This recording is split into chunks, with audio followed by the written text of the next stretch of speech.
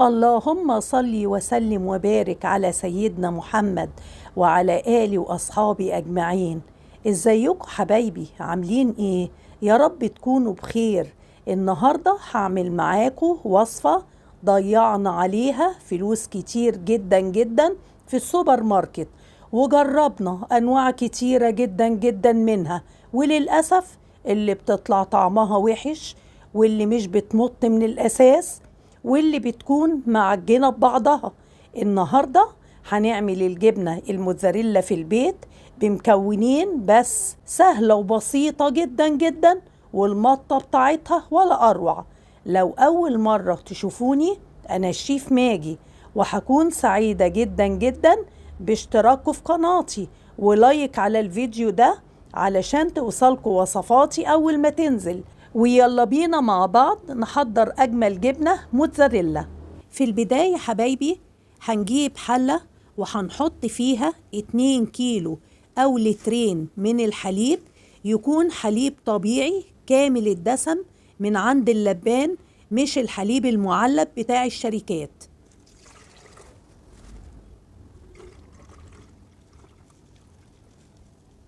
بعد كده هرفع الحلة على نار متوسطة ونسيب الحليب لحد ما يدفى معانا. أول ما الحليب حبايبي يدفى معانا، هننزل بقى عليه بنص كوباية من الخل، اللي هي كوباية الشاي العادية، هنستخدم نصها أو ما يعادلها 120 ملي. بعد كده هنخفف النار خالص لأقل درجة. هنبدأ بعد كده نقلب بالراحة خالص خالص بالطريقة ديت، زي ما انتوا شايفين كده، كأنك بالظبط بتجمعي تكتلات بتاعت الجبنة في مكان واحد. قلبي بالراحة.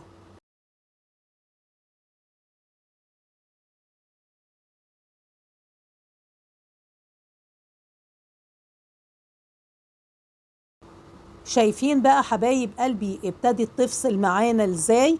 زي ما انتوا شايفين كده. بعد كده هرفع الحلة بتاعتي من على النار وهنبدأ نصفيها مع بعض.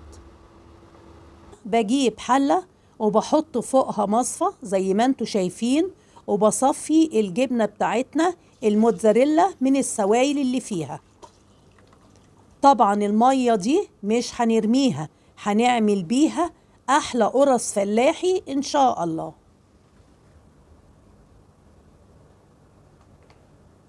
في نفس الحلة بتاعتي هحط فيها معلقتين كبار من الزبدة على درجة حرارة هادية جدا جدا.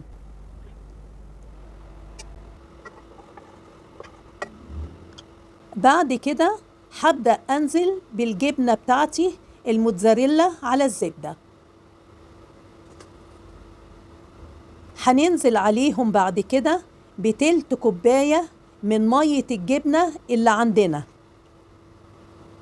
نبدأ بقى بعد كده نقلب بالشكل ده لحد لما نحس إن قوامها بدأ يكون مطاطي معانا.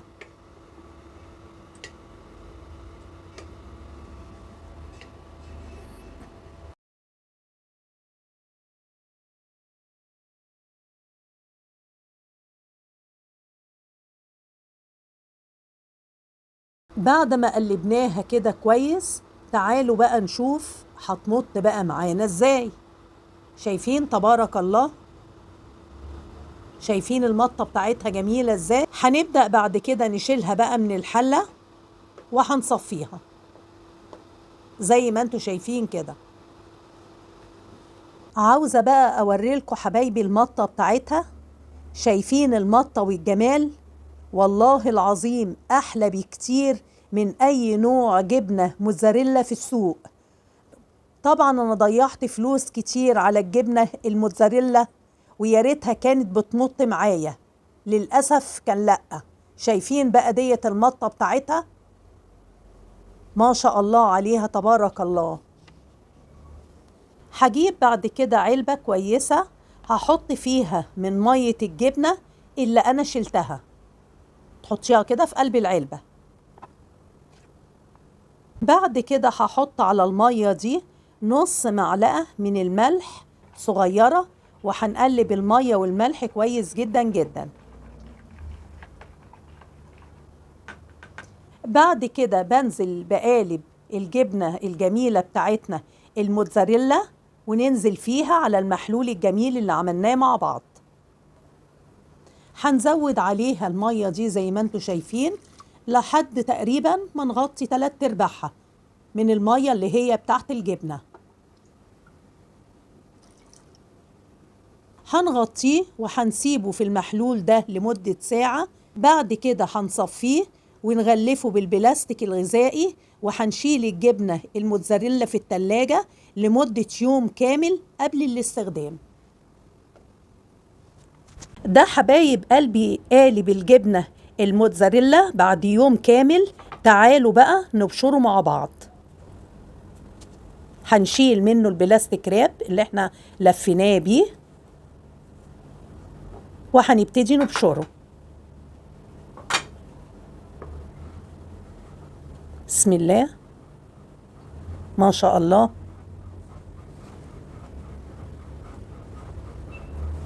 ما تنسونيش بقى حبايبي من اللايك الجميل بتاعكم. شايفين بقى الجبنة وجمالها؟ حاجة يعني بصراحة خطيرة جدا جدا، وهتجربوها وهتقولولي ايه رأيكم. ما شاء الله تبارك الله. شايفين الكمية بقى؟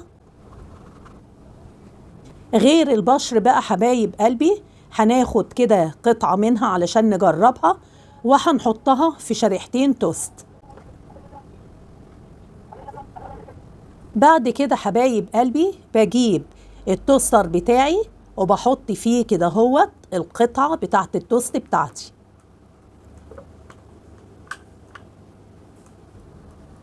تعالوا بقى حبايبي نطلعها بقى من التوستر، التوست بتاعنا الجميل. شايفين ما شاء الله ايه الجمال بقى ده.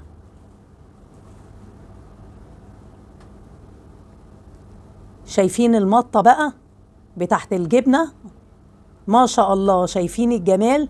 اللهم بارك. المطة جميلة جدا جدا، مش هتلاقيها في اي نوع جبنة موتزاريلا موجودة في السوق والله، وهتوفر معاكي يعني بشكل لا تتخيليه.